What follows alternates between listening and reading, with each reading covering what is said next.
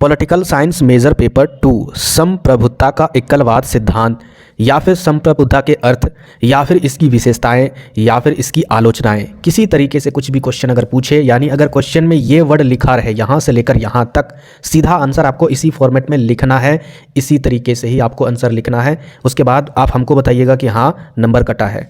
उसके बाद इसी यूनिट का संप्रभुता के बहुलवाद सिद्धांत, वो भी मैं आपको बताऊंगा। दोनों याद कर लीजिएगा, दोनों में से एक क्वेश्चन 100% रहने वाले हैं, इसकी गारंटी पूरी है। चलिए समझते हैं। थोड़ा सा मैं अगर उदाहरण के तौर पर समझाऊं, जैसे कि चलते चलते अगर आप पूछ दीजिएगा कि बताइए संप्रभुता का एकलवाद सिद्धांत क्या है नॉर्मल वे में, और बहुलवादी सिद्धांत क्या है, तो एकलवादी सिद्धांत किसी राज्य में सारी शक्ति राजा को अगर दे दिया जाए तो वो एकलवादी सिद्धांत कहलाएगा। और अगर किसी राज्य में शक्तियों को बांट दे, कुछ शक्ति राजा के पास जैसे प्रधानमंत्री, कुछ शक्ति राज्य सरकार के पास जैसे मुख्यमंत्री, कुछ शक्ति स्थानीय सरकार जैसे मुखिया, या जो भी स्थानीय क्षेत्र पर अधिकार किए हुए हैं, जो भी वहाँ पर बैठे हुए सत्ता पर, इसी तरीके से अगर शक्तियों को बांट दिया गया है पूरी तरीके से, किसी एक पर निहित नहीं है, तो वो हो गया बहुलवादी। यानी सत्ता की ताकत या फिर उनकी शक्तियाँ बहुत जगह पर बटी होती है, वह बहुलवादी सिद्धांत। और अगर पूरे तरीके से राजा अगर सारे शक्तियों को कंट्रोल कर रहा है, दैट्स कॉल्ड एकलवाद सिद्धांत। समझ गए? आपको क्लियर हो गया? अब इस आंसर को देखते हैं और अच्छे से समझ में आएगा। आंसर कैसे लिखना है? यह सिद्धांत मुख्य रूप से अंग्रेज विचारक जॉन ऑस्टिन ने प्रतिपादित किया था। एक नंबर के क्वेश्चन में पूछेगा, बिल्कुल पूछेगा, किसी ना किसी सेट में 100% पूछेगा, संप्रभुता का एकलवाद सिद्धांत किसने प्रतिपादित किया है। तो अगर नहीं भी पूछेगा तो ये लिखिएगा ना, तो एग्जामिनर के माइंड में इंप्रेशन बैठता है। तो इसका प्रतिपादन, इस सिद्धांत का प्रतिपादन जॉन ऑस्टिन ने किया था।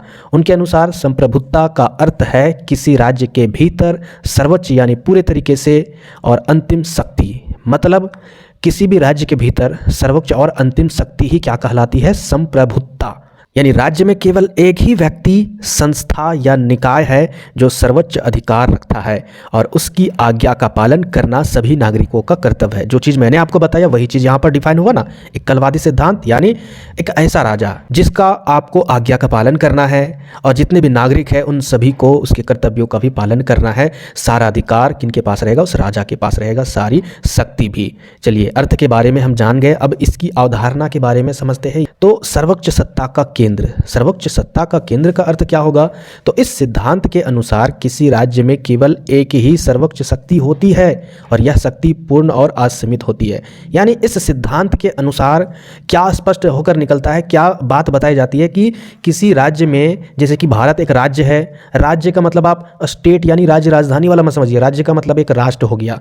तो किसी राज्य में केवल एक ही सर्वोच्च शक्ति होती है, यानी पहले राजतंत्र था तो एक ही राजा होता था और वही पूरे राज्य में क्या करता था? कंट्रोल करता था हर तरीके से। राज्य में हर व्यक्ति या फिर संस्था इस शक्ति के अधीन होती है, यानी जितने भी संस्थान हैं या जो भी चीज़ें हैं वो इसी के अंडर में ही सारा काम करेगी। दूसरा पॉइंट्स देखिए, कानून का स्रोत, मतलब इस सिद्धांत के अनुसार कानून का स्रोत क्या है? तो जॉन ऑस्टिन का कहना है कि कानून केवल सर्वोच्च शक्ति द्वारा ही बनाया जा सकता है। यानी इस सिद्धांत के अनुसार अगर किसी राष्ट्र में या किसी राज्य में अगर कोई सत्ता कायम किया है तो उसके पास पूरी शक्ति होनी चाहिए, तभी कानून व्यवस्था बन सकती है। तो राजा के पास ही पूरी शक्ति होती है, शक्ति का बंटवारा नहीं होना चाहिए जैसे लोकतंत्र है। यह शक्ति समाज के लोगों से स्वतंत्र होती है, यानी ये जो शक्ति है वो समाज के लोगों से स्वतंत्र होती है और इसके आदेशों का पालन करना नागरिकों का कर्तव्य होता है। कहने का मतलब है, अभी हम लोग क्या करते हैं, प्रधानमंत्री को भी बदल सकते हैं 5 साल में, यानी हम लोग प्रधानमंत्री के शक्तियों को हटा भी सकते हैं या फिर बढ़ा भी सकते हैं। लेकिन यहाँ पर देखिए, यह शक्ति समाज के लोगों से स्वतंत्र होती है, यानी समाज के लोग इस सिद्धांत के अनुसार ना ही उसके शक्ति को बढ़ा सकते हैं ना ही घटा सकते हैं, उससे अलग है। और इसके आदेशों का पालन करना नागरिकों का कर्तव्य भी है। आगे देखिए, नेक्स्ट आपका तीसरा नंबर, आदेश और पालन। यानी इस सिद्धांत में कहा गया है कि कानून संप्रभुता द्वारा बनाए गए आदेश है और उनका पालन करना अनिवार्य है। यानी इस सिद्धांत के अनुसार जिसके पास संप्रभुता है, जनता के पास तो नहीं है, चाहे राजा के पास है या किसी के पास है, तो उसके द्वारा बनाए गए जो भी आदेश है, जो भी कानून है, उसका पालन करना बिल्कुल अनिवार्य है। जो भी व्यक्ति इन आदेशों का पालन नहीं करता उसे दंडित किया जा सकता है। आगे देखिए, नेक्स्ट आपका सत्ता का विभाजन नहीं होना चाहिए। जैसे कि अभी के टाइम में सत्ता का विभाजन है, सत्ता के शक्तियों का भी विभाजन है, तो इस सिद्धांत में यह मान्यता है कि एक राज्य में सत्ता का कोई विभाजन ही नहीं होता है। राज्य में कानून बनाने, लागू करने और न्याय प्रदान करने की सारी शक्ति संप्रभुता या फिर संप्रभु के पास ही होती है, जो जनता नहीं है, राजा है। मैं उदाहरण के तौर पर समझा रहा हूँ राजा, ताकि आपको समझ में आएगा। चलिए आगे देखते हैं। 5 नंबर, आधिकारिक आदेश। अभी आप लोग देखते हो राज्य में जो सरकार बनती है वो अपने राज्य में जो भी आदेश जारी करता है वो पूरी तरीके से स्वतंत्र है। केंद्र में जो सरकार है, पूरे भारत में जो सरकार है, वो अपने अनुसार आदेश जारी करता है, या फिर जो भी कानून वगैरह जो भी चीज़ करती है वो सभी चीज़ों का वो आदेश जारी करता है। लेकिन क्या कभी भी राज्य सरकार पर कोई दबाव डालती है? नहीं, उसके लिए अलग अलग कानून व्यवस्था है। लेकिन यहाँ पर क्या है, आधिकारिक आदेश में देखिए, संप्रभुता एक ऐसा केंद्र है जो राज्य के सभी कानूनों और कार्यों का स्रोत है। राज्य की शक्ति का आधार उनकी संप्रभुता है। यहाँ पर सारा कानून और कार्य जो है ना वो किस पर आधारित है? राजा पर आधारित है। एक ही राज्य के सभी कानून और कार्य उसके स्रोत है। राज्य की जो शक्ति है उसका आधार उसकी संप्रभुता है, यानी उसके अलावा कोई भी संप्रभुता नहीं बन सकता है। संप्रभुता का मतलब शक्ति उसी के पास होनी चाहिए जो केवल राजा है, ना कि जनता के पास। समझने में थोड़ा डिफिकल्ट होगा मैं जानता हूँ, क्योंकि ये पहले ही मैंने बता दिया है, पॉलिटिकल साइंस का ये जो आपका मेजर है ना वाकई में टफ है। कोशिश कर रहा हूँ कि समझा सकूँ। आगे देखिए, एकलवाद सिद्धांत की विशेषताएं। वो भी विशेषता थी लेकिन वो अवधारणा के रूप में है। अब यहाँ पर कुछ और विशेषताओं को देख लेते हैं। अवधारणा का मतलब होता है इंग्लिश में कंसेप्ट, कि आखिर एकलवाद सिद्धांत का कंसेप्ट क्या है, जो मैंने अभी आपको पॉइंट्स में बता दिया। अब इसकी विशेषता या फिर यहाँ पर लाभ भी लिख सकते हो, या अगर गुण भी पूछे तो गुण में भी ये चीज़ लिख सकते हो। पहला क्या है यहाँ पर इसकी विशेषता? सर्वोच्चता। मुझे तो ये विशेषता नहीं लगता है। सर्वोच्चता का मतलब सबसे ऊंचा। यह सिद्धांत मानता है कि संप्रभु सर्वोच्च है और उसके आदेश अंतिम है। यानी यहाँ पर जो भी संप्रभु है वो सबसे ऊंचा है भाई, और उसके आदेश आखिरी है।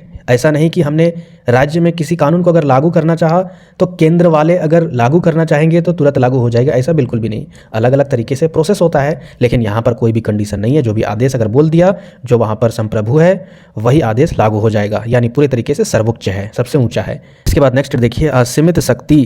बिल्कुल इस प्रकार के सिद्धांत में इसकी शक्तियाँ असीमित होती है। संप्रभुता पर किसी प्रकार का कानूनी या फिर नैतिक प्रतिबंध नहीं है, इसका अधिकार असीमित होता है। यानी अगर किसी के पास, मैं आप ही को बोल रहा हूँ, आप ही के पास पूरे भारत की शक्ति दे दिया जाए और आपके अलावा कोई आप पर रोक टोक लगाने वाला नहीं है, आपके पास असीमित शक्ति होगी, तो क्या कभी किसी प्रकार के नैतिक पाबंद आप पर लगाए जाएंगे? नैतिक पाबंद कहने का मतलब है अगर आप किसी के पक्ष के लिए अगर आप अच्छा सोचोगे और उस कारण से अगर किसी दूसरे पक्ष का बुरा होगा तो उससे आपको कोई मतलब नहीं है। जो भी आपको मन करेगा वही आप कीजिएगा। नैतिकता के भाव से कोई भी मतलब नहीं है। किसी का अगर अच्छा हो और उस अच्छाई से किसी का बुरा हो तो उससे कोई मतलब नहीं है। लेकिन बहुलवादी सिद्धांत में क्या है भाई, ना ही किसी को या किसी समुदाय को, किसी धर्म को, अगर हम एक पर्टिकुलर धर्म के आधार पर किसी की भलाई करेंगे और उसी के कारण अगर किसी दूसरे धर्म को अगर बुरा होगा तो वाकई में ये गलत है।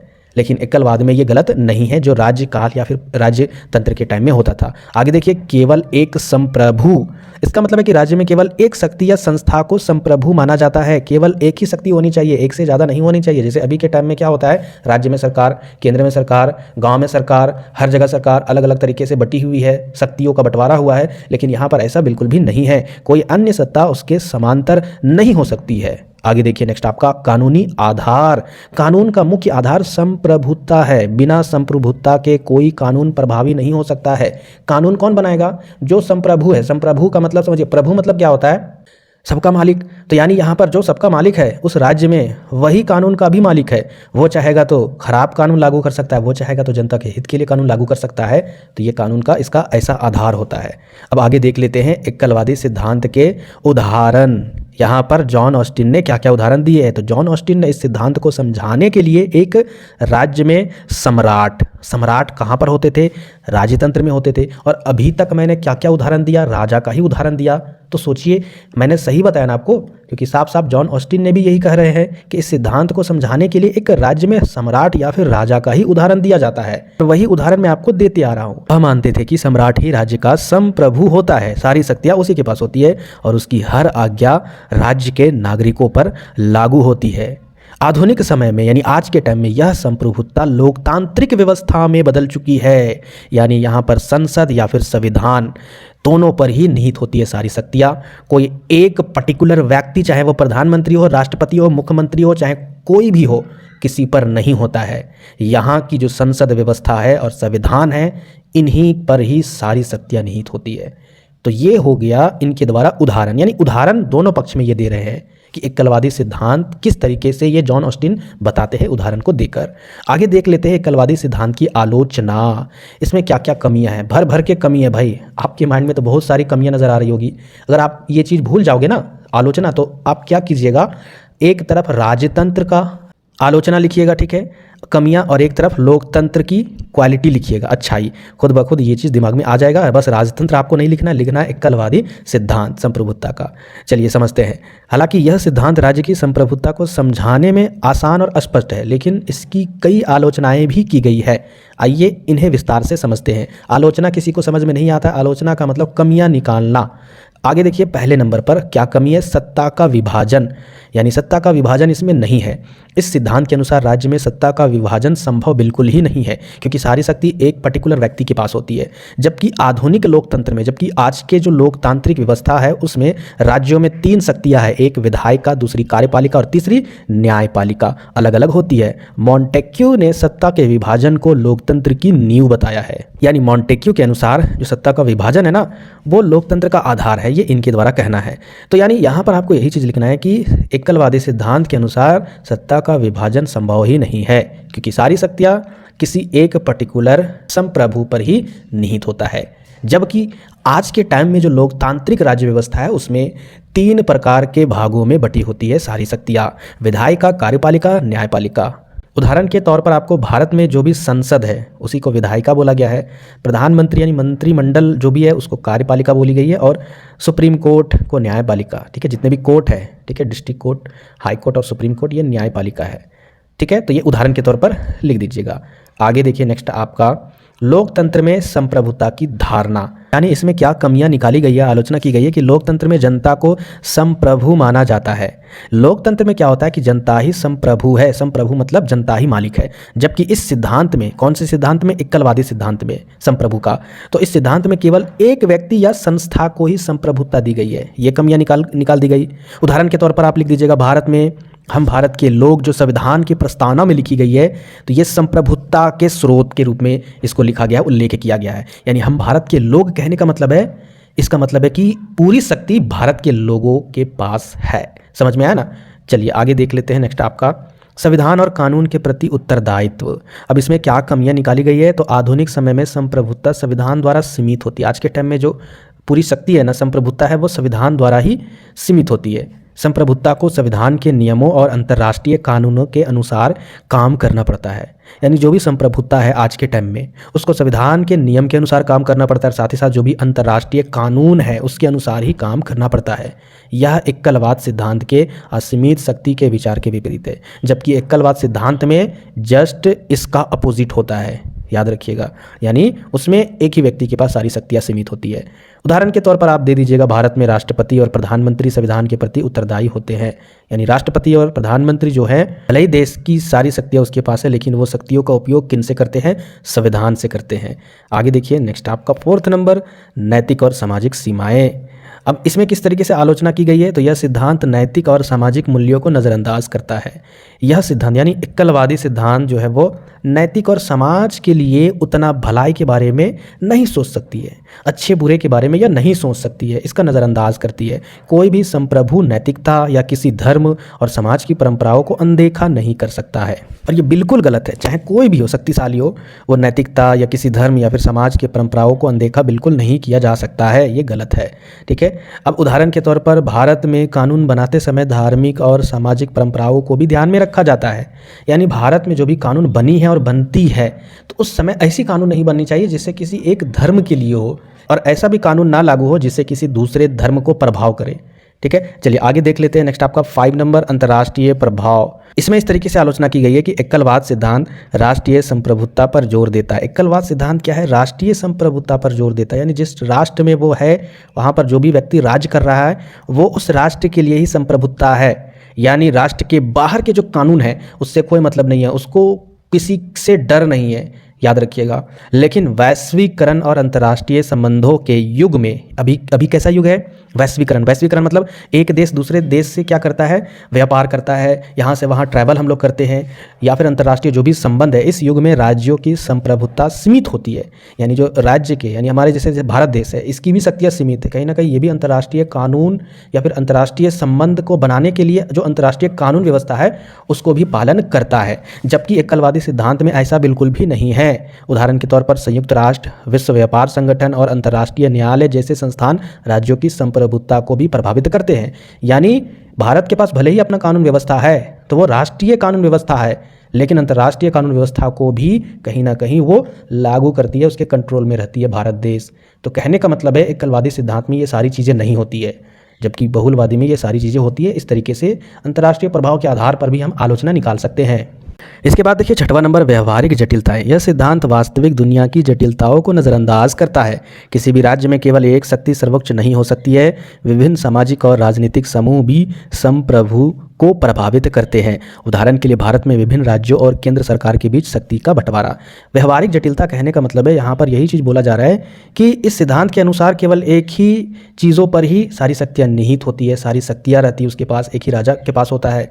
अब इतना बड़ा भारत देश है और इसी सिद्धांत के अनुसार अगर इसमें एक ही राजा रहे तो बताइए फिर अलग अलग राज्यों को सारी सुविधा कैसे मिल पाएगी?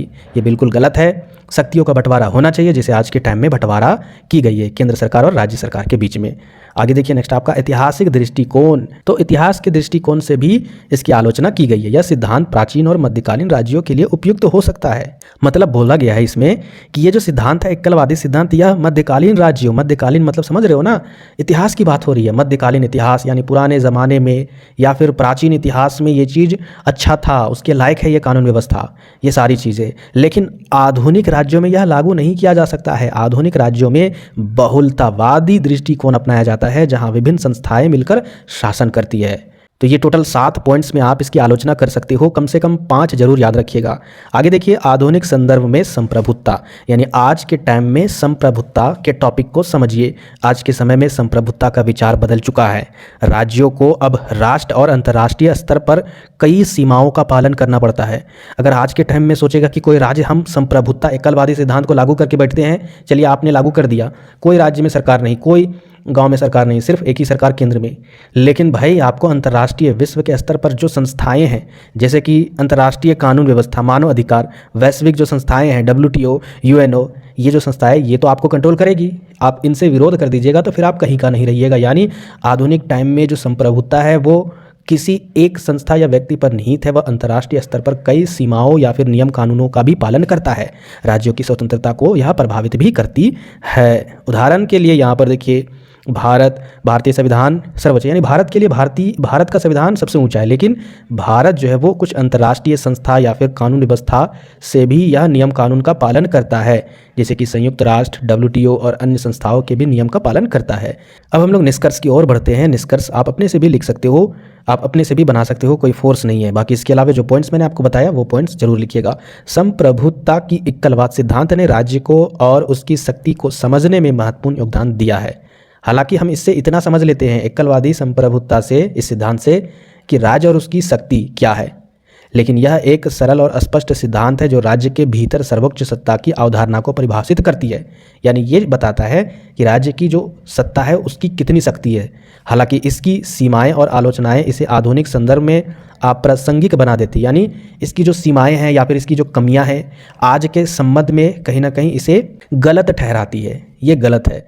आज के समय में राज्यों में सत्ता का विभाजन, संविधान की सर्वोच्चता और अंतर्राष्ट्रीय संस्थाओं का प्रभाव इसे चुनौती देता है। यानी आज के टाइम में जो राज्य व्यवस्था है और पहले के टाइम में जो एकलवादी सिद्धांत के अनुसार राज्य व्यवस्था है, दोनों के अनुसार सारी चीज़ें, जैसे कि शक्तियों का जो विभाजन किया गया है, संविधान को सबसे सर्वोच्च माना गया है और अंतर्राष्ट्रीय जो संस्थाएं हैं वो जो प्रभावित करती है हर एक राज्य के शक्तियों को, कानून व्यवस्था को, तो ये कहीं ना कहीं एकलवादी सिद्धांत को चुनौती देता है। अब देखिए, इसलिए आधुनिक शासन में यानी आज के शासन में संप्रभुता का बहुलवादी दृष्टिकोण अधिक व्यवहारिक यानी अच्छा है। यह सत्ता के विभिन्न केंद्रों को स्वीकार करता है और लोकतांत्रिक मूल्यों, मानवाधिकारों और वैश्विक संबंधों के महत्व को मान्यता देती है। देखिए, अगर समझ में आता है ना तो प्लीज़ वीडियो को लाइक कीजिएगा, बहुत ही मेहनत से वीडियो बनती है।